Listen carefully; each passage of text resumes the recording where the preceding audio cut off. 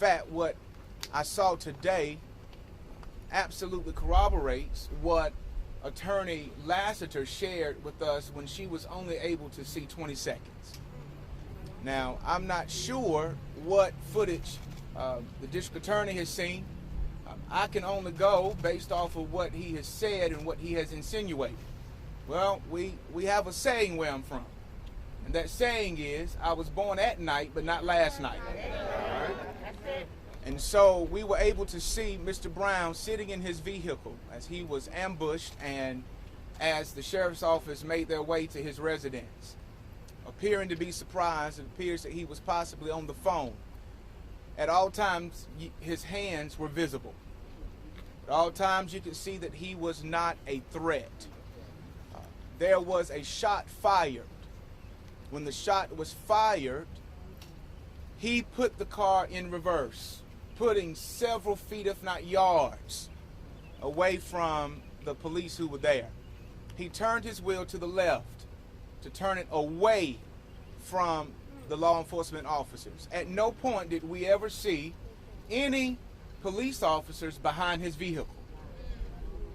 At no point did we ever see Mr. Brown make contact with law enforcement. We were able to see where they possibly reached out to make contact to him, but we did not see any actions on Mr. Brown's part where he made contact with them or tried to go in their direction. In fact, he did just the opposite. While there was a group of law enforcement that were in front of him, he went the opposite direction.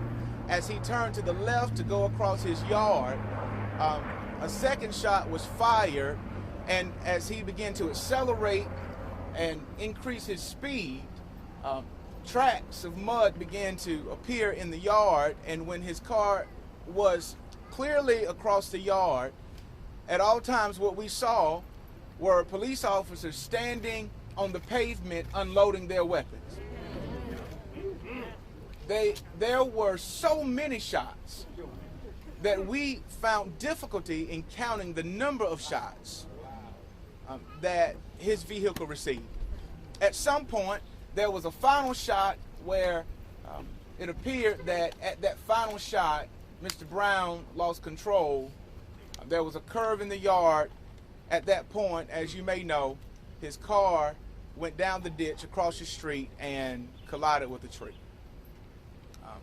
When they went to the vehicle, we were able to see when they approached the vehicle, we counted approximately 6, if not more, bullet holes in the side of his car, in the passenger side of his car.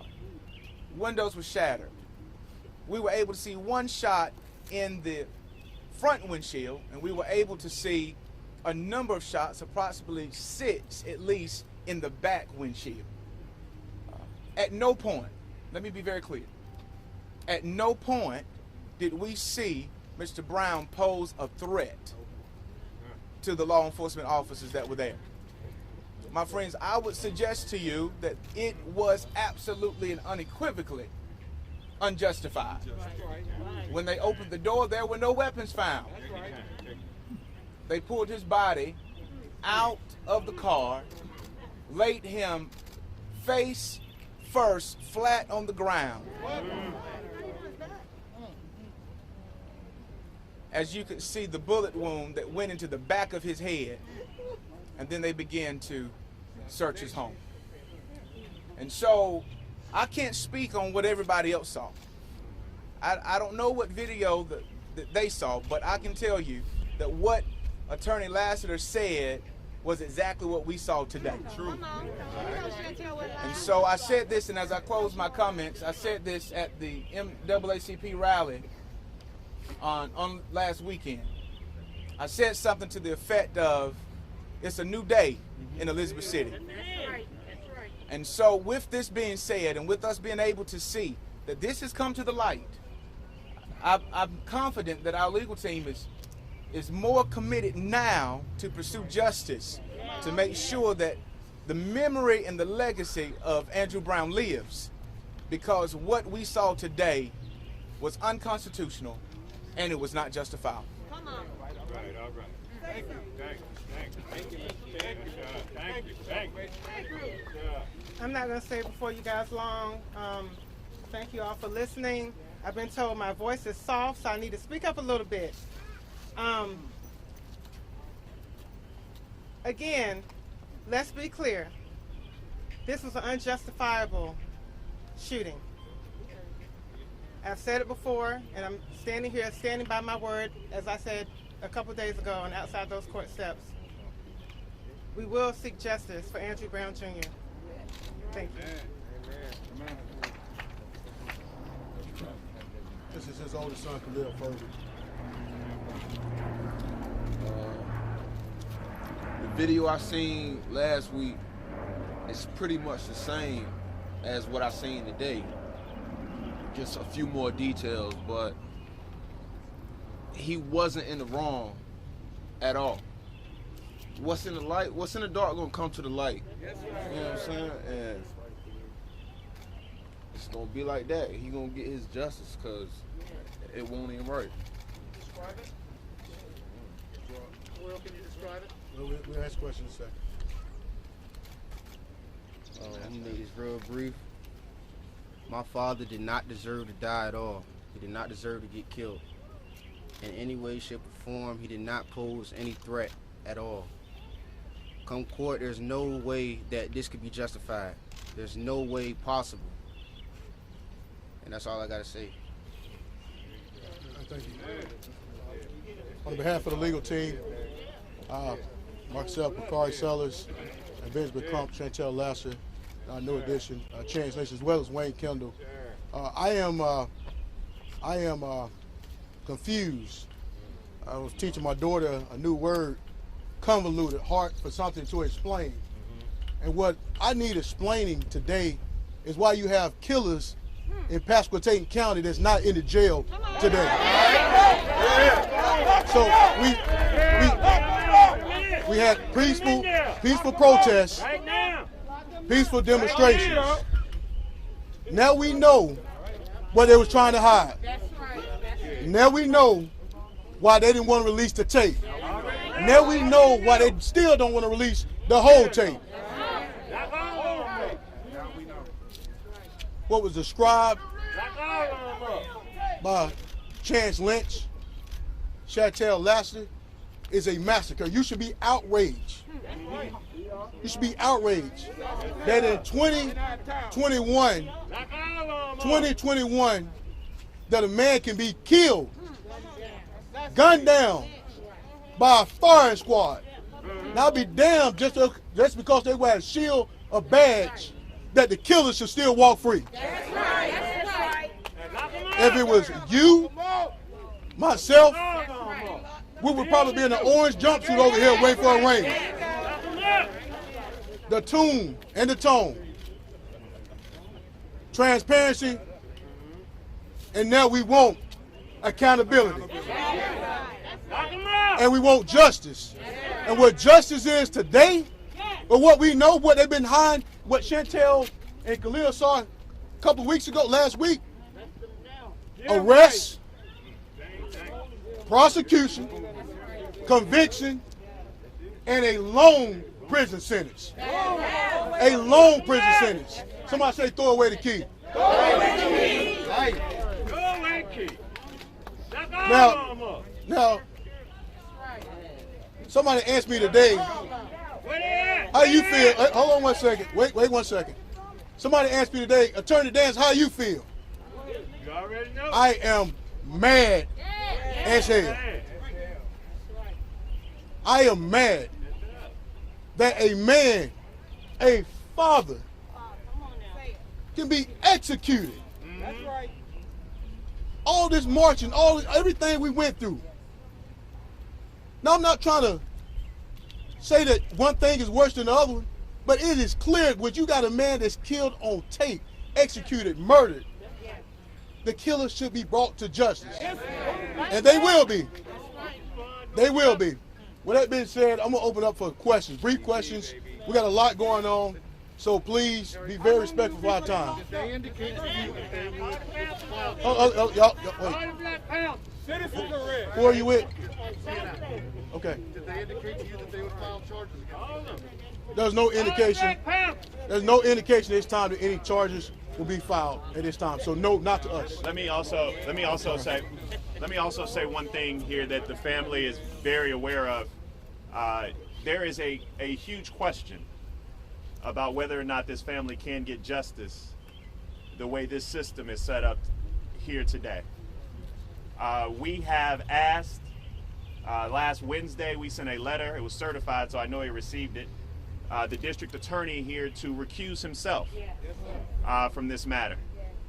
We believe that it's an incestuous relationship between the district attorney and law enforcement.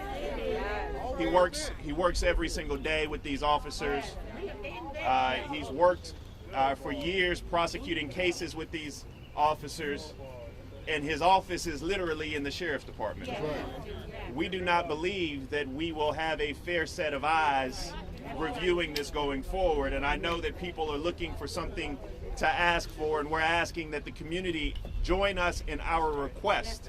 Because the way that the law is set up in North Carolina, the only person who can remove a case is the district attorney himself.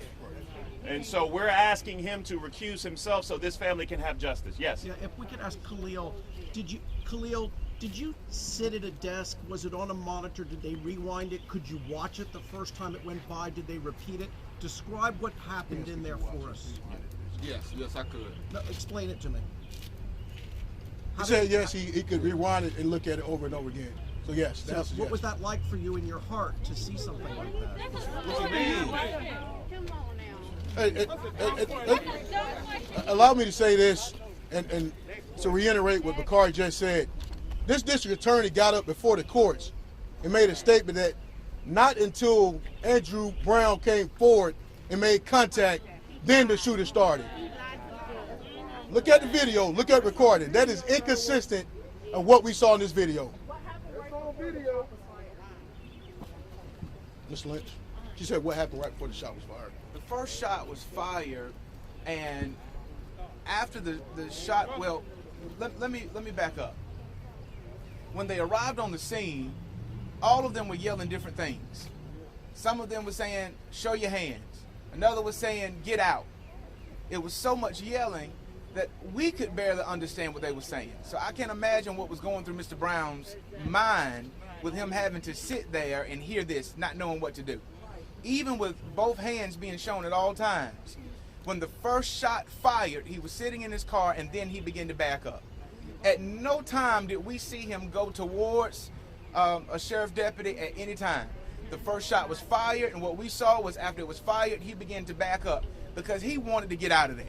He was trying to save his anybody life. else. He was trying to save his life. I'm sorry, I can't hear you.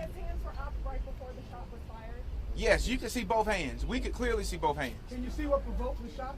The first shot? Could we Can see? you see what provoked them to shoot the first shot? I have. All I can say is this: I didn't see Mr. Brown make any movements or actions that would warrant law enforcement to fire to protect themselves or anyone else. Can I say something real quick? Because I just want to, I think we need to level set here for one moment. You know, for far too long in this country, we've become kind of used to this cycle and black bodies being in the street. And I don't think that we truly understand the pain that these young men are going through. And I just want us all to take a step back and take a breath and understand that this is not just another case for them. We do this work all the time.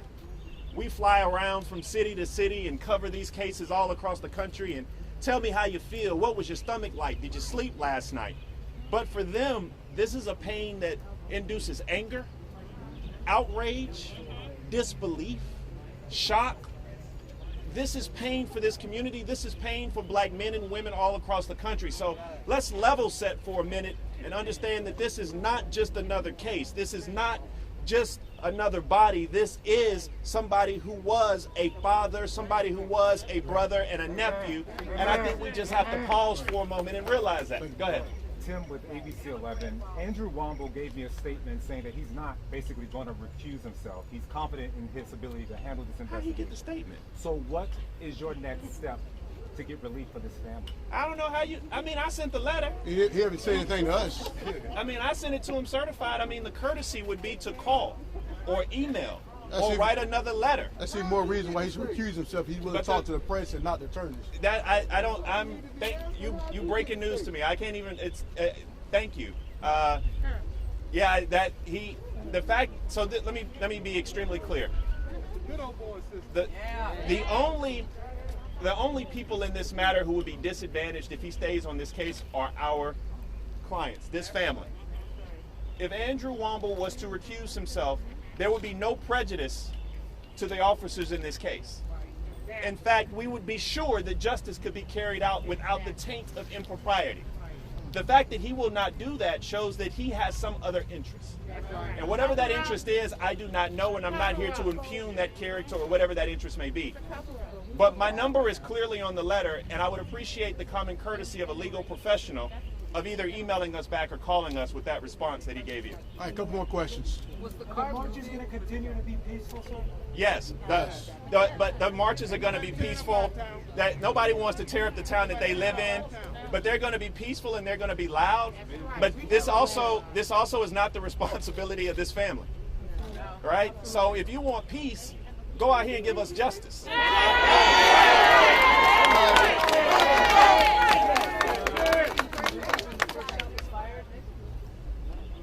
His question was the car moving when the first shot was fired?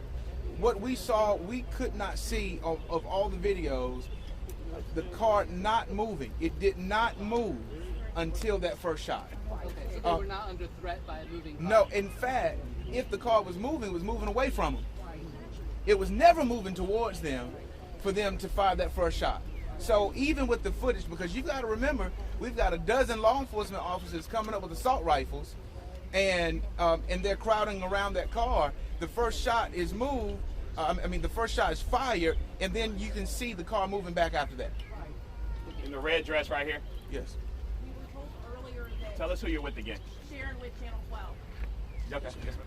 We were told earlier that you guys were going to see 20 minutes, and it was taken down to 16. I don't know if there was a clarification with that, or do you feel like some more things were cut out from before this meeting? Well, there were several minutes to each video that added up. I don't know. I didn't add up every second and determine the exact amount of time.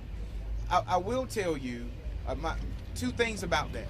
Is that it was redacted. It was not all raw footage. Their faces were blurred out. You could not see their faces. Even if they would have turned, it was blurred out. We were able to see their weapons.